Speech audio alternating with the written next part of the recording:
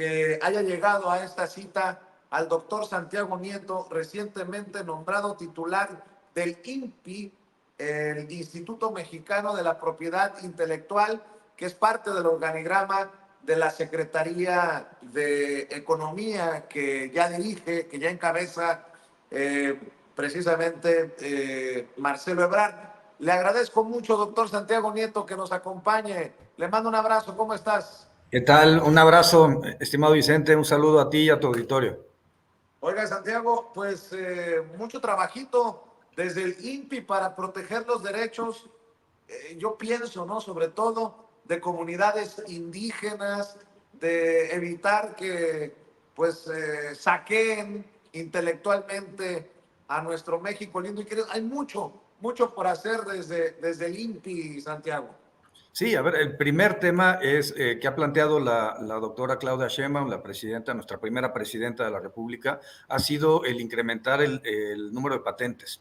Y que me gustaría hacer como un recuento histórico de esto. El último año de Felipe Calderón como presidente se patentaron de patentes mexicanas solamente 281. El último año de Enrique Peña Nieto se llegó a una cifra de 460. Y en el último año del expresidente López Obrador se llegó a una cifra llegamos hasta el mes de septiembre de 504, el año 2023, que fue un año completo, con 574.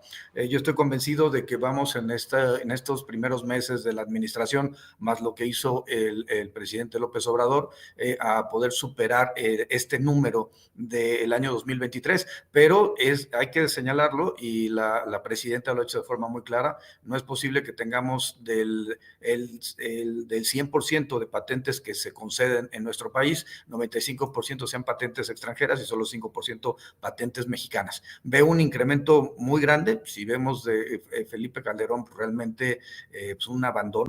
281 patentes mexicanas parece que es una cifra terrible, y hay un incremento gradual, pero bueno, la posición de la presidenta ha sido que este sea uno de los temas centrales del INPI, y implicará el contacto sobre todo con universidades, con centros de investigación, con el sector privado, para lograr hacer esta transferencia tecnológica. Un segundo punto que ha planteado el secretario de Economía, que tiene que ver con la revisión del Tratado de Libre Comercio, del TEMEC, es el combate a la piratería y al contrabando.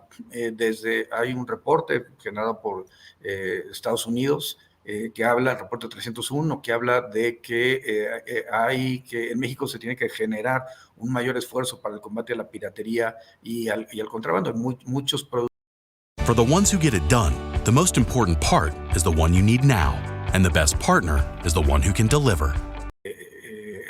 En términos generales, y también, por supuesto, de otros espacios, de Turquía, por ejemplo, que informan que llegan a nuestras aduanas, son introducidos al país o introducidos de manera ilegal, y que generan una competencia desleal para los empresarios mexicanos.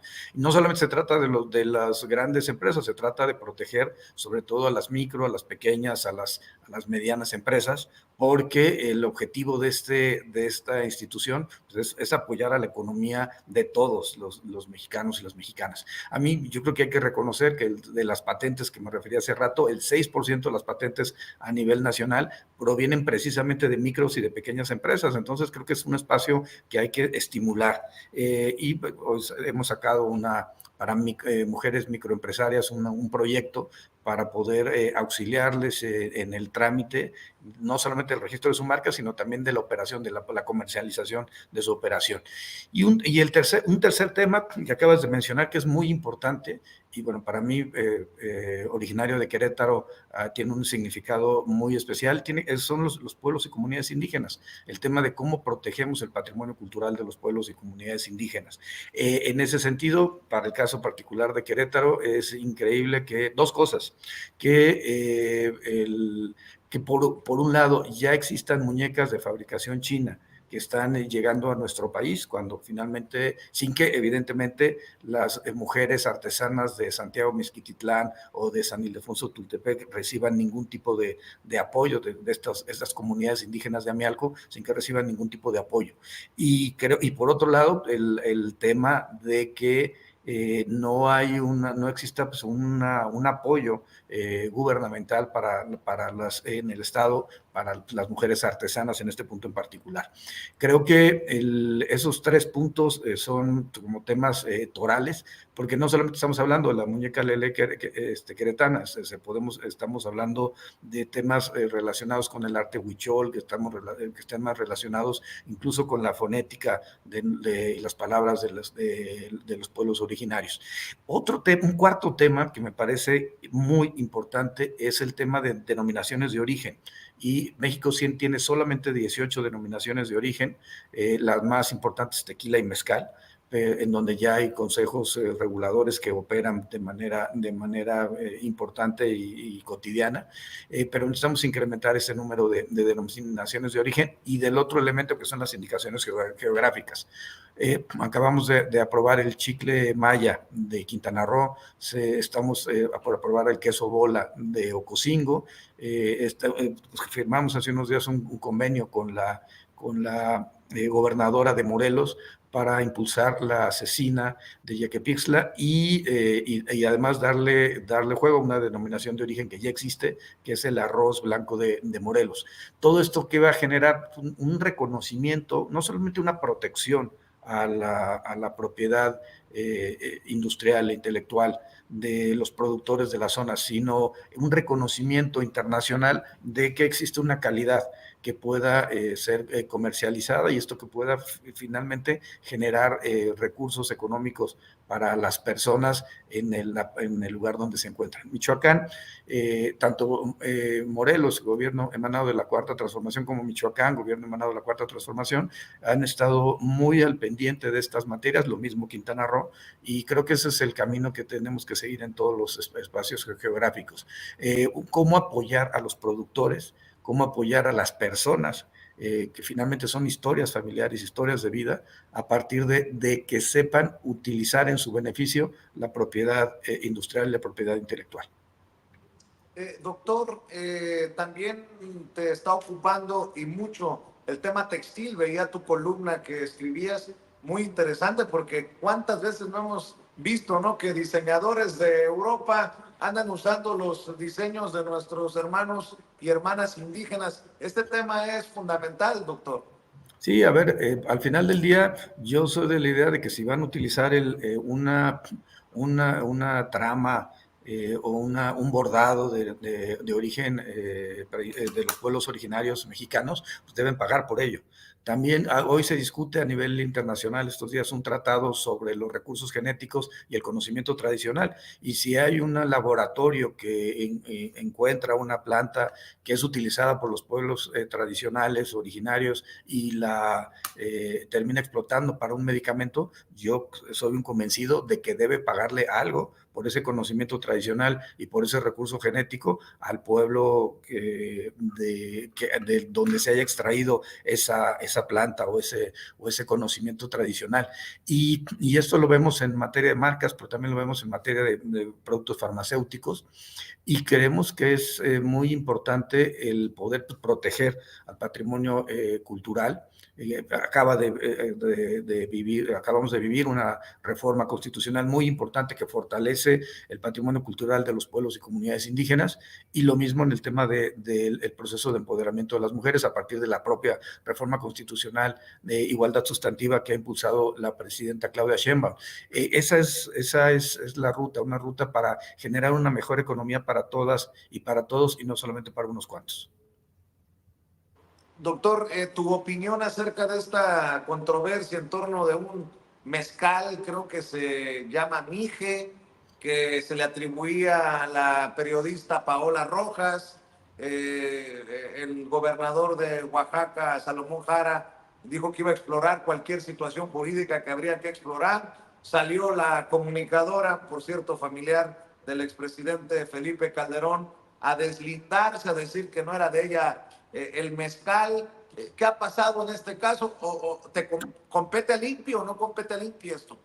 Bueno, sí, pobre comunicadora, que por su familiar, qué horror. Pero a ver, lo que yo plantearía ahí serían dos cosas. Uno, hay un registro de una marca Mije desde el año 2000.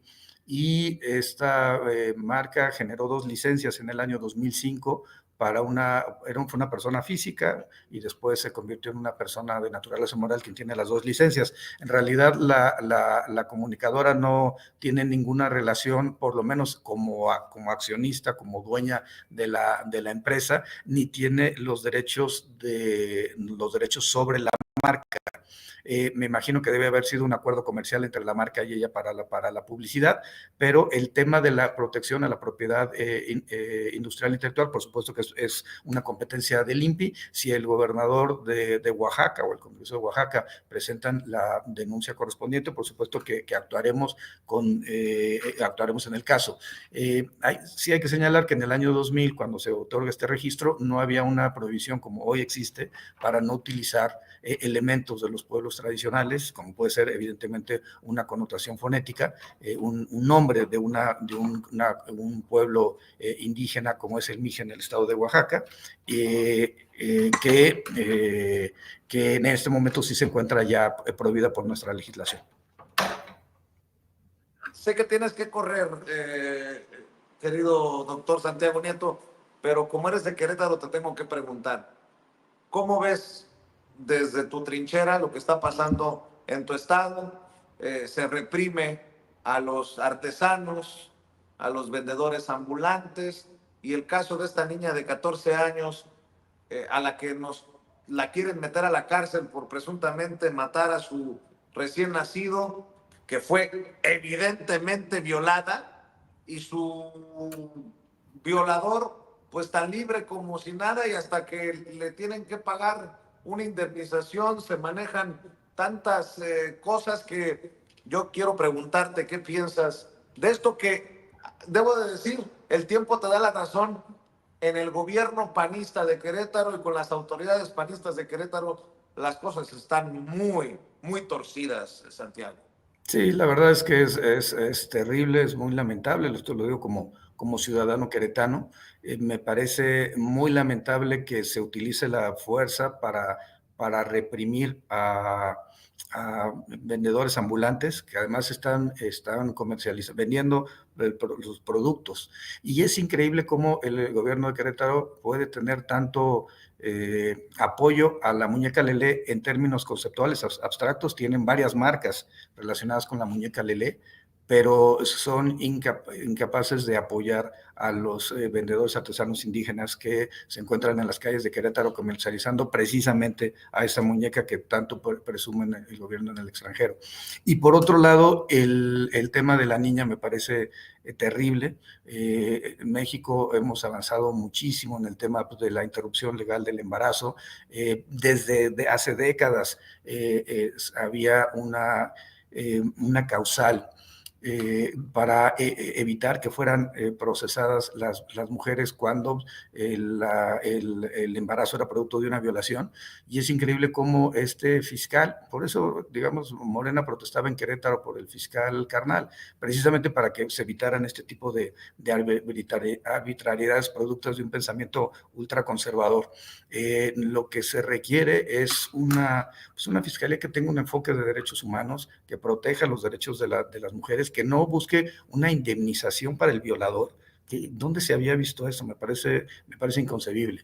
Insisto que esto es mi posición como ciudadano queretano y como persona comprometida con la defensa de los derechos humanos, particularmente de niños, niñas y adolescentes. Es una niña violada que se embaraza, que tiene un aborto espontáneo y se le procesa y se le criminaliza. Esto, perdón, bajo ninguna circunstancia puede apoyarse, es absolutamente reprobable, deleznable, y esa va a ser mi posición, evidentemente, entre este y otros casos similares. Doctor, tú sabes que se te respeta en este espacio libre como el viento. Estamos al pendiente de la labor que realizas como titular del INPI, y qué bueno que estás sacando estos temas para que se discutan públicamente, como no se hacía tal vez en otros momentos. Te deseamos el mayor de los éxitos y te mando un abrazo, doctor. Un abrazo, Vicente. Muchísimas gracias. El doctor Santiago Nieto, hablando con nosotros sin censura. Nunca se guarda, es muy generoso sin censura, Toño, nunca se guarda algo sobre estos temas que son a veces escabrosos y que muchos le sacan la vuelta. Pues aquí está el doctor Santiago Nieto hablando con nosotros sin censura. Por eso es que hay que verlo como un verdadero, voy a decirlo así, sin que suene a papacho, un verdadero caballero de la Cuarta Transformación, a Santiago Nieto.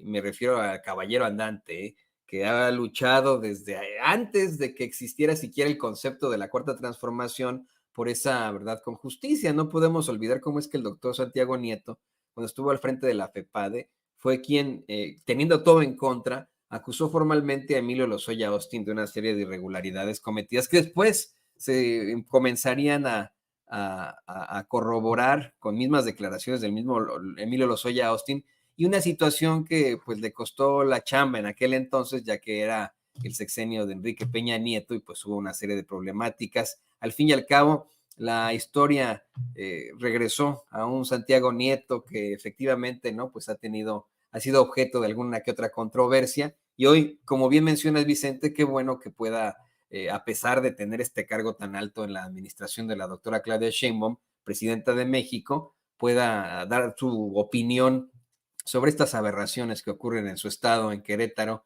que desafortunadamente sigue siendo gobernado por el Partido Acción Nacional. Yo espero que en la próxima elección Querétaro pueda tener pues mayor claridad.